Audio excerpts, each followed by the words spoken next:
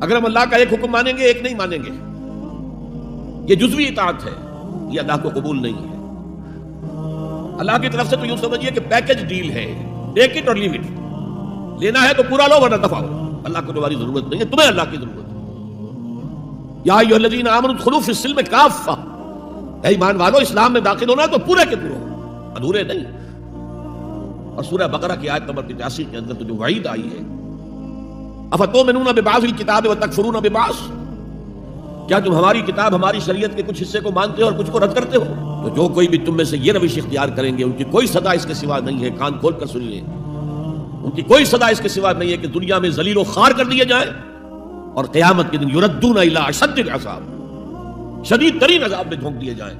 وما اللہ بغافل عما تعملون، اللہ غافل نہیں ہے، بے خبر نہیں ہے، لا علم نہیں ہے اس سے کہ جو تم کر رہے ہو۔ تو یہ جو جزوی اطاعت ہے کوئی اطاعت نہیں، اللہ کو قبول